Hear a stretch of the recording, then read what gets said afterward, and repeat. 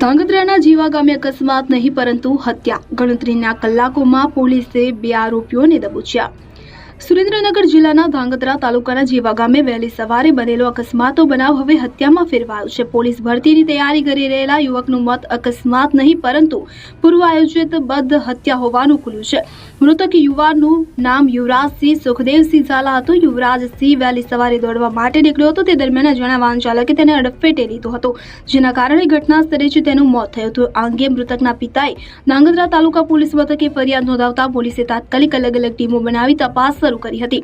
Technical surveillance અને CCTV ફૂટેજના આધારે પોલીસને એક બોલેરો કાર શંકાસ્પદ જણાઈ હતી. પોલીસે હાઈવે અને આસપાસના વિસ્તારોના સીસીટીવી ચેક કરતા હળવદના સરા ચોકડી વિસ્તારમાં એક ચાની કીટલી પાસે બોલેરો કાર સાથે 2 યુવકો જોવા મળ્યા હતા અને આ ફૂટેજ મૃતકના પરિવારજનોને બતાવતા તેઓએ બંને યુવકોની ઓળખ કરી હતી. આરોપીઓમાં દિવ્યરાજસિંહ ગંભીરસિંહ જાડેજા રહેવાસી નવા ઢુવા અને તેનો મિત્ર મયુરભાઈ ઘનશ્યામભાઈ દુધરેજિયા. બંને મૃતક યુવરાજસિંહ સાથે અગાઉથી અંગત મતભેદો અને બોલાચાલી ધરાવતા હોવાનું બહાર આવ્યું છે. વધુ તપાસમાં ખુલ્યું છે કે આરોપીએ બોલેરો કારની નંબર પ્લેટ ઢાંકી અને યુવરાજસિંહ દોડવા નીકળે તે સમયે તેની ઉપર ગાડી ચડાવી ઇરાદાપૂર્વક હત્યા કરી હતી. પોલીસે બંને આરોપીઓને ઝડપી લઈ અકસ્માતનો ગુનો હત્યામાં રૂપાંતરિત કર્યો છે. આરોપીઓ વિરુદ્ધ ભારતીય ન્યાય સંહિતા મુજબ ગુનો નોંધાઈ ધાંગધ્રા તાલુકા પોલીસ મથકે કાયદેસરની કાર્યવાહી હાથ ધરવામાં આવી છે. આ રીતે ધાંગધ્રા પોલીસે ગણતરીના કલાકોમાં અકસ્માતના બનાવનો ભેદ ઉકેલી હત્યાનો ચોંકાવનારો ખુલાસો કરી 2 આરોપીઓને દબોચ્યા છે. બ્યુરો રિપોર્ટ દિનેશ ગામવા સાથે ઋતુલ કુમાર ધામેચા, ધાંગધ્રા. ગઈ તારીખ 15/1/2026 ના રોજ ધાંગધ્રા તાલુકા પોલીસ સ્ટેશનની હદમાં આવેલ જીવા ગામથી ચૂડી જતા રોડ ઉપર એક અકસ્માતનો બનાવ બને.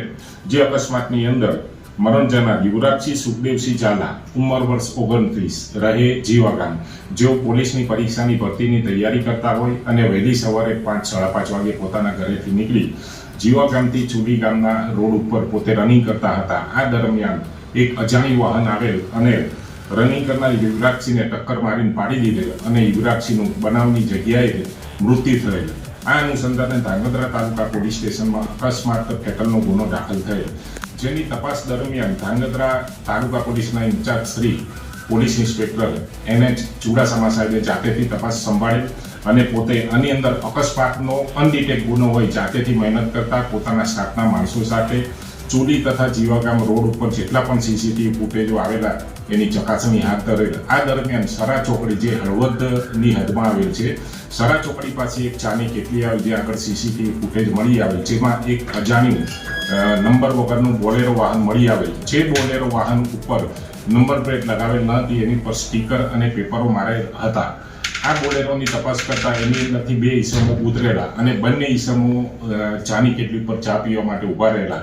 જે બંને ઈસમોના સીસીટીવી ફૂટેજ મેળવી અને આ કામના ફરિયાદી શ્રી જે યુવરાજસિંહના પિતા થાય છે સુખદેવસિંહને આ બંને ફોટાઓ બતાવતા તેના પિતાશ્રીએ તથા જીવા ગામના રહીશોએ આ ઈસમોને ઓળખી પાડેલું. જે ઈસમનું નામ હતું દિવ્યરાજસિંહ ગંભીરસિંહ જાડેજા, જે હાલમાં રહે છે વાંકાનેર, અને દિવ્યરાજસિંહ જે છે એ આ કામના ફરિયાદીનો સગો ભાણેજ થાય છે અને અગાઉ તેઓ પોતાના ઘરે જ જીવા ગામે રહેતા હતા અને જીવા ગામે રહેતા હતા. આ દરમિયાન મરણ જનાર તથા હાલના ફરિયાદી તેના પિતાશ્રી સાથે નાની બાબતોમાં ઝઘડો થતો હતો અને હાલના જે આરોપી છે તેના સગાભાઈએ પણ અગાઉ 4 વર્ષ પહેલા આત્મહત્યા કરેલ.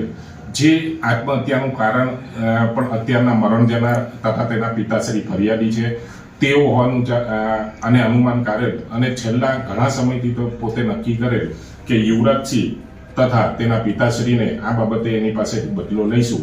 જે અનુસંધાને પોતે મનોમન નક્કી કરી અને આ કામના મરણ જનાર જે છે પોતે પરીક્ષાની તૈયારી કરતા હોય, સવારે રનિંગ કરવા જતા હોય, જેની માહિતી મેળવી અને 15 તારીખે સવારે પોતાના એક મિત્રની બોલેરો ગાડી લઈ અને પોતાના બીજા મિત્ર સાથે જે અત્યારનો સહારોપી છે મયુર સાથે વહેલી સવારે મરણ જનાર રનિંગ કરવા નીકળેલા તેની સાથે ટક્કર મારી તેની ઉપર ગાડી ચડાવી દઈ અને તેનું અકસ્માતે મૃત્યુ કરેલ. જે અનડિટેક ફેટલનો ગુનો તાલુકા PICએ મહેનત કરી અને શોધી કાઢેલ છે. બંને આરોપીને ગઈકાલે સાંજે 5:15 વાગે અટક કરવામાં આવેલ છે. અત્યારે આગળની તપાસની કાર્યવાહી ચાલુ છે અને નામદાર કોર્ટની અંદર આજે બંને આરોપીઓને રજૂ કરી અને દિન 5ના રિમાન્ડ મેળવવાની કાર્યવાહી હાથ ધરવામાં આવનાર છે.